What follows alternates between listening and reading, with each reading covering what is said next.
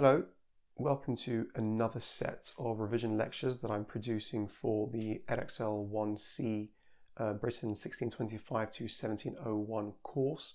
This time this set will be covering the second theme, which is in relation to religious change throughout the century. And so this first part of the theme, which is theme 2A, specifically focuses on the Church of England and Anglicanism. And so the title that I've given it is How Effectively Did the Church of England / Anglicanism Overcome Its Challenges? So before I kind of go into the theme itself and kind of outline it, just as a starting point, just an intro to the theme itself, or the sub-theme rather. From my perspective, I would argue this is actually the trickiest sub-theme of them all, and there's actually 12 in total. And that's for a couple of reasons. In general, I think the religion sub-theme is tricky due to the conceptual difficulty in with some of it, in particular A and B, the exact nature of Protestant sects and groups, which I've already outlined in a previous lecture, kind of the special one that I produced on the Protestant spectrum. As you'll see from that, the kind of wide variety of Protestant beliefs and thought that kind of varies from it is quite complex and can be quite conceptually tricky to handle. But what makes this one even more tricky, even though in some ways the kind of core ideas and concepts aren't so difficult, is that the actual focus of the theme isn't entirely clear. And I think unlike other sub-themes, the kind of range of questions you could potentially be asked, I think, are a little bit trickier to handle and sort of can cause a little bit of problems. And so the reason being is, from what we can tell, and this is what it suggests in the main textbook, and is also what appears to be the case based on some previous questions, of which there's only one. The focus in this sub-theme appears to be about the extent to which the Church of England and or Anglicanism, and I've used those two interchangeably because it seems like the exam board specification does the same thing, even though they aren't technically the same. So the extent to which the Church of England and or Anglicanism overcame the challenges to its doctrines and practices throughout this century. And so this is difficult for a couple of reasons. The main thing really is it's quite hard to establish what those challenges are, because Anglicanism isn't a straightforward singular doctrine. It's got, again, within it a couple of variations, and by definition, it's meant to be a slightly broad set of ideas, although you can kind of define Anglican doctrine to a degree. So it's difficult to do this task of discussing how well it deals with its challenges, because there are different visions of what Anglicanism actually is. And so from what we can tell, and so I mean, this is kind of my best bet or my best guess based on various different resources, is that Anglican in this instance appears to be defined for this sub-theme a little bit more strictly. And so it specifically focuses on what you could refer to as kind of more regular Anglicans, in terms of those who ascribe to the kind of full set of doctrines and beliefs of the Church of England, and also Arminians / Laudians, which again, I kind of explained briefly how they interrelate to regular Anglicans when I went through that spectrum. So they define it more strictly in this sense, just to include them. And I say more strictly because the Anglican Church is, of course, wide enough, both in terms of its doctrines, but also for political purposes, to kind of maintain harmony and stability in the country. It is extended to include moderate Puritan groups, so that too much conflict isn't caused due to religion. However, as I say, for the purpose of this topic, it seems as if Puritans are excluded from that definition of Anglicans. And so when we refer to Anglicanism, we will not include Puritans as part of that group. And so as a result as well, and this is a crucial thing, we can establish or define Puritans as being a threat to the Church of England, or being one of those threats to the Church of England, even though, as I say, strictly speaking, they aren't necessarily a threat to the Church. As I say, there are a variety of different moderate Puritan groups who very much can coexist within the Church of England and do intend to and want to remain as part of the Church. And kind of linked to that as well, again, in terms of how this can be quite complex, you could potentially see the Laudian reforms, those kind of implemented by Archbishop Laud, as themselves being a challenge to Anglicanism, because in some ways they undermine the delicate framework that had been established by Elizabeth and James to try and maintain this stable church. Having said that, when you look at the specimen paper which has a question in relation to this, it suggests otherwise. As I say, they seem to define Laudianism as actually being part of Anglicanism specifically, and sort of the success of Laudian reforms are therefore seen to be a success of Anglicanism overcoming its challenges.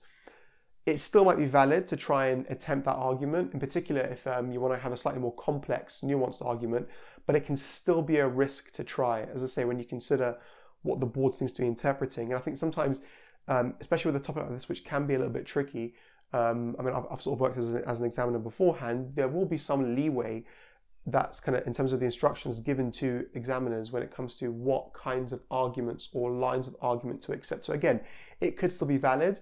It just might be a bit of a risk. So what I definitely wouldn't do is I wouldn't strictly define Laudianism as being the challenge and sort of moderate Puritans as being part of the Anglican Church as your sole argument. You could do it, I suppose, as an extension to add more nuance, but sticking to that too strictly, I think, could be a bit of a risk. So as I say, it's quite a tricky topic, and so it's not going to be a particularly detailed one, because actually a lot of the points we've already kind of been over elsewhere, and I don't think there are that many arguments you can pick out that are unique to this topic in relation to the central question. So I'll be going through a summary of the various different changes in the period, and then after each kind of key time frame, I'll pick out what I believe are the key arguments you could draw out of it to be used in a relevant or valid essay. So before I go into the main topic itself, just as a starting point or the overview of the time period. So between 1625 and by the end of the period in 1688, a significant shift takes place in the established church. So in 1625, England is what can be described as a confessional state. In other words, there is an established state church, in this instance the Church of England, and the beliefs of the church, the established church, are set down in an official Book of Common Prayer that basically outlines what all the kind of the core doctrines of the state religion is, and that is also maintained by the government. And then linked to that, the single national church is established. So you have one official national church. You cannot have official worship taking place outside of the main church. You can't have separate non-Anglican Church of England parishes or whatever maintaining their own separate worship. No, you must worship as part of the main church. And linked to that, failure to attend those services on a regular basis is treated as a crime. And that applies even to, for example, Catholics, etc. So they have things like recusancy fines, which you have to pay if you don't attend the main services, etc. By 1688, England is no longer a confessional state. A lot happens in between, and by the end of the period, in 1688, toleration ends up being granted, religious toleration that is. In other words, the freedom to worship is granted to most Christian groups, including a range of dissenters who exist outside of the Church of England. So that's kind of the overall summary of the main change in this time period.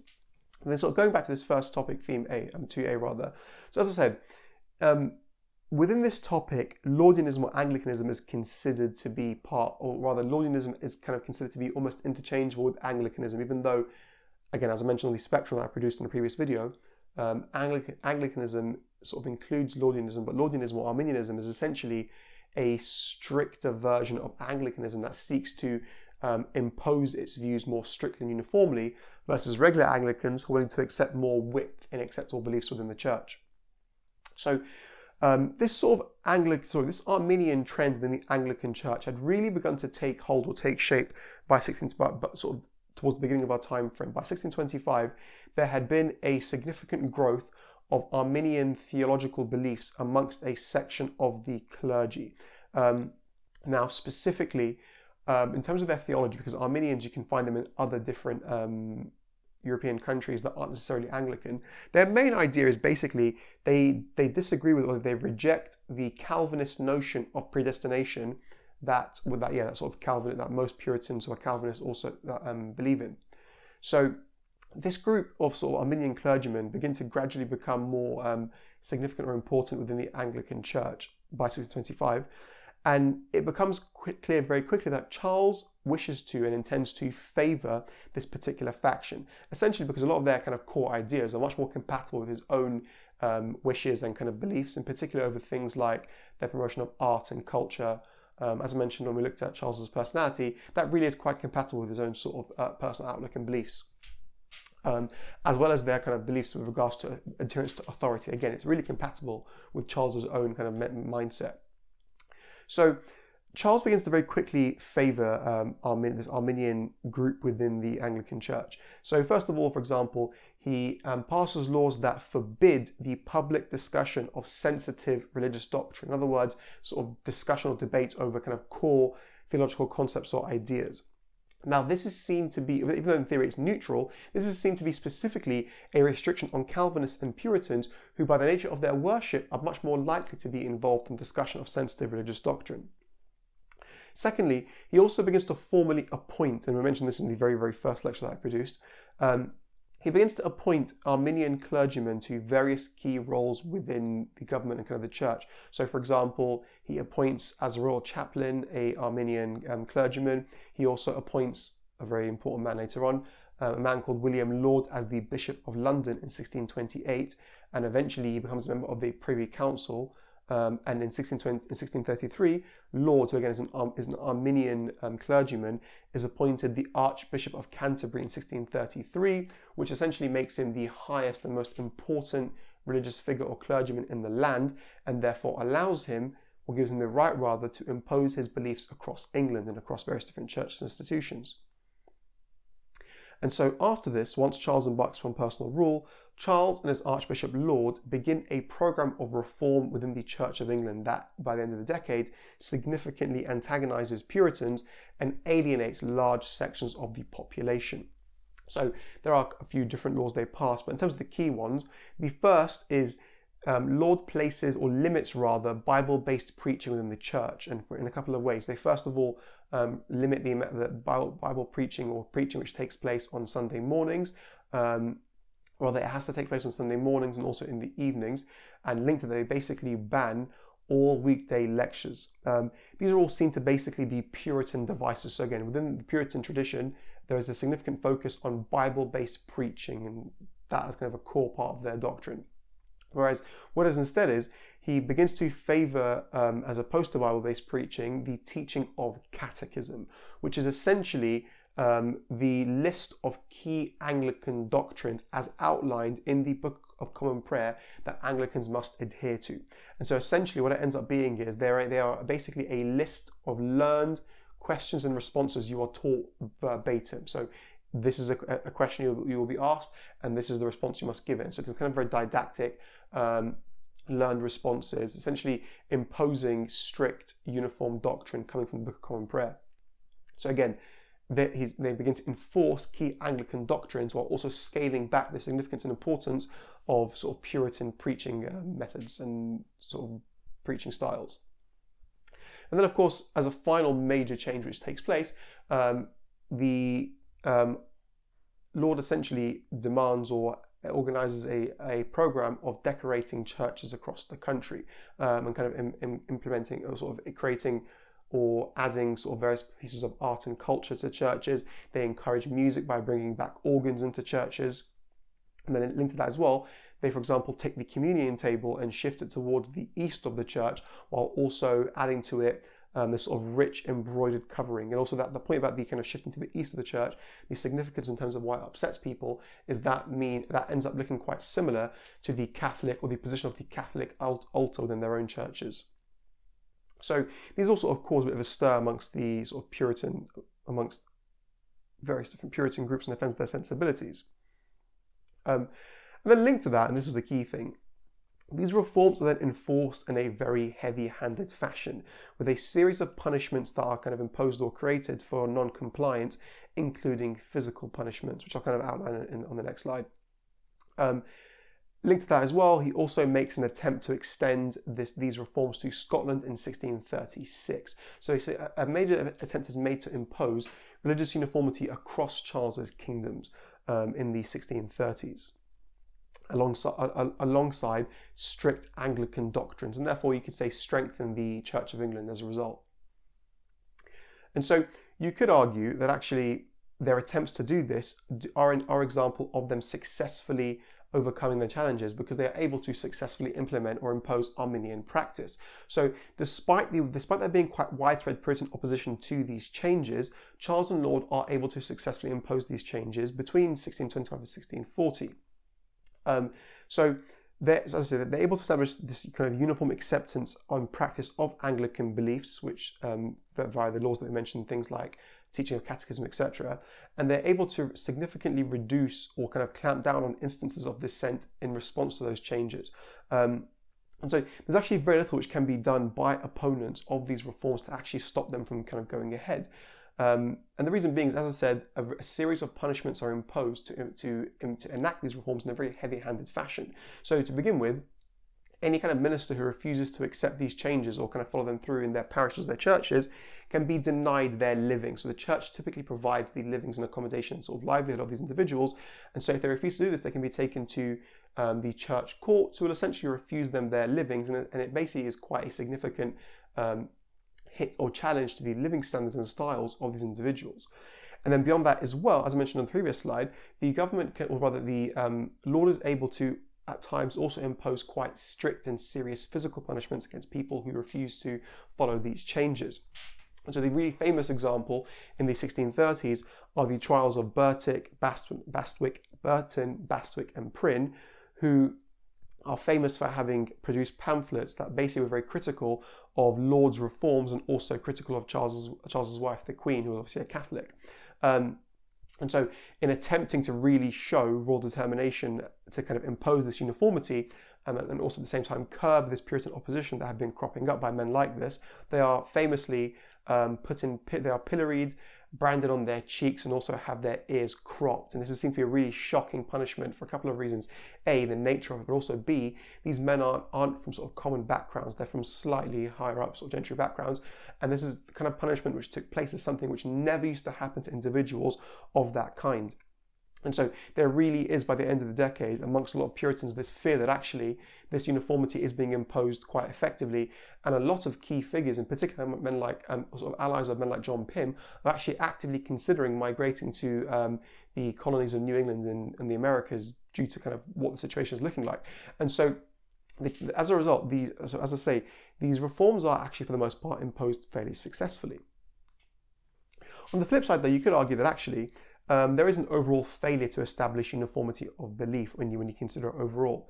And that actually overall there is a failure to impose those beliefs. And there's a couple of reasons behind that. So first of all, as I mentioned, the program of reform wasn't just meant to extend to England. It also was meant to kind of go beyond into Scotland and impose uniformity of Anglican doctrines and beliefs across Charles's kingdoms. But of course, the attempt to impose it on Scotland ends in abject and complete failure.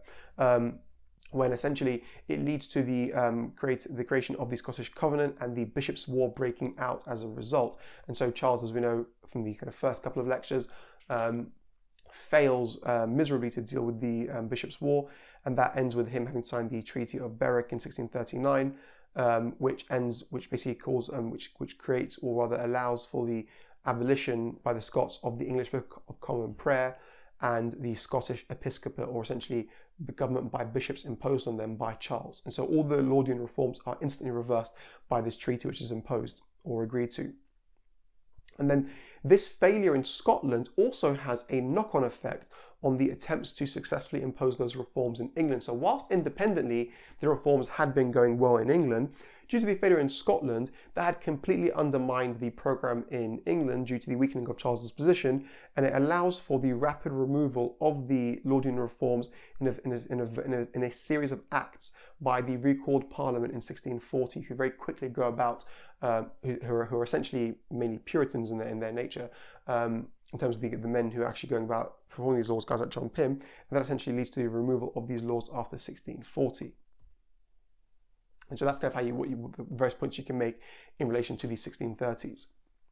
Moving forward then, between 1640 and 1660, you see a rapid and kind of in sort of follow-up to what I was saying earlier, or what we were discussing earlier, you see a rapid or aggressive reordering of the church, mainly by this Puritan opposition to Charles, who had gained the political ascendancy after 1640 due to the various different conflicts that took place.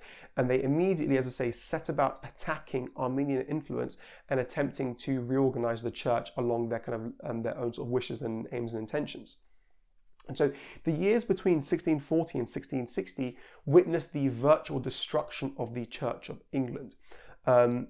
And so to begin with, a kind of major attempt is made to abolish. So kind of these sort of radical attempts to reorganize the church begin pretty early on. So a first kind of unsuccessful attempt, but kind of really signaled the intention of these people, was when a major attempt was made in 1642 to abolish the episcopacy. Essentially, as I mentioned before, so the episcopacy is basically, episcopacy is church government by bishops. So essentially the position of bishop within the church. So something called the Root and Branch Petition reaches Parliament in December 1640, which basically calls for the abolition of bishops. This attempt in the end fails ultimately, but another kind of significant shift takes place a couple of years later in 1643 during the Civil War, when, as you know, Parliament basically agreed to a covenant with the Scots, and alongside it establishing a Presbyterian church system in England. So change on the horizon. And so from 1643 onwards, various measures are introduced to reform the church. So eventually the bishops, or the episcopacy, is eventually abolished in favor of establishing a Presbyterian model of government. So government by bishops is incompatible with a Presbyterian church, because Presbyterianism essentially is a model that is defined by the governmental structure it operates, where they specifically do not have bishops. They instead have elders who are elected as kind of the governing figures or clergymen within the Presbyterian church. And so bishops are abolished in favor of creating a Presbyterian model of government. Beyond that, a few years later, the Anglican Book of Common Prayer is abolished formally, and in its place, a Presbyterian Directory of Worship is created instead. They also, as I mentioned before, rapidly sort of begin to remove the various Arminian features in churches, things like stained glass, statues, etc. And then crucially as well, in 1650, the Toleration Act is passed, which essentially ends compulsory attendance at national church services. This is extremely important, given that this is initially a crucial part of Anglicanism. So compulsory attendance at national church services is over, and as a result, this effectively ends the confessional state, which, as I mentioned at the beginning, is this idea that everybody must worship in the national church. You cannot worship outside of it, and failure to attend results in punishments. So the confessional state is essentially ended in 1650 under the Commonwealth. So this reformation of the church along the sort of quite Puritan lines continues under Cromwell a few years later, when he comes in charge, when he essentially takes more formal charge himself, and he obviously begins to promote religious toleration and improvement in public morality more clearly. And so what we could say as an overall point in relation to this question is that you have this significant challenge which takes place, which clearly isn't overcome initially by the Church of England, as a result of the Civil War and the reordering of the church as a result. So Anglican doctrines and practices, as we just mentioned, are effectively abolished or set aside throughout the entirety of this time period. So this is a point in and of itself which you could bring up, linked to what we already mentioned, the fact that between 1640 and 1660, the Anglican church is effectively abolished and sort of set aside.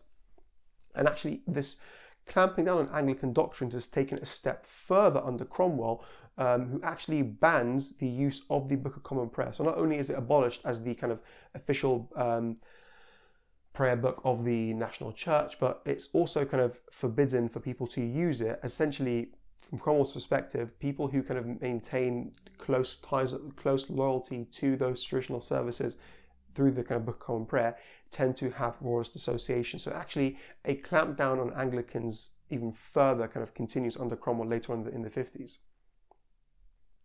On the flip side, though, you could also argue that actually, despite these challenges that are actually quite significant and do end in a temporary, or rather do result in a temporary destruction and removal of the Church of England, you do actually have the Church of England overall surviving those challenges to its doctrines and practices.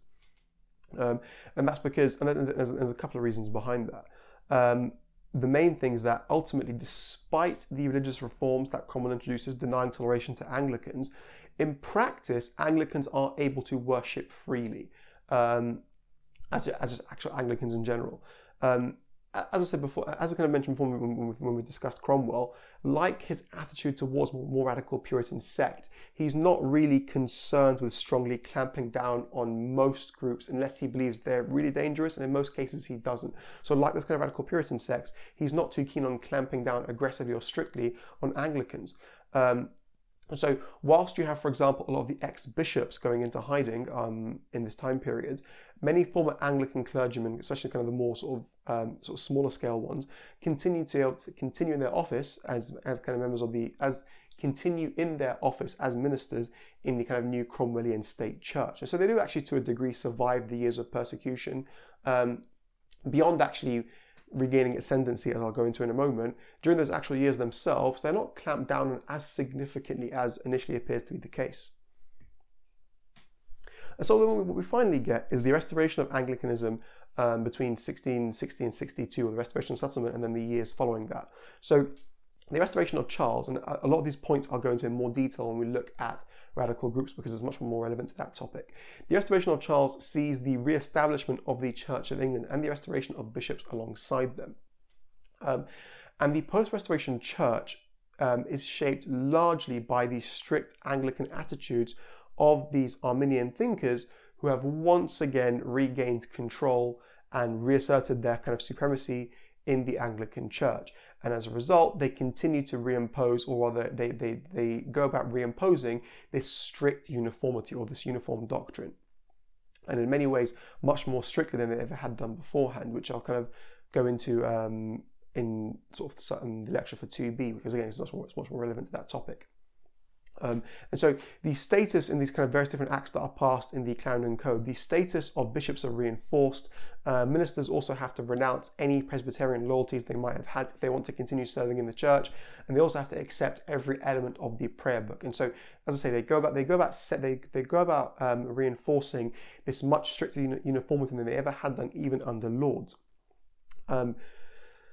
So arguments we can kind of potentially pick out here. So the main argument, obviously, as a result, is we can argue that that Anglicanism overcomes its challenges by successfully reasserting its dominance after 1660, after this down period between 1640 and 1660. They're able to re-establish a confessional state and also the dominance of this narrowly based Anglican doctrine, both within the church itself, but also within a political, within the political setting.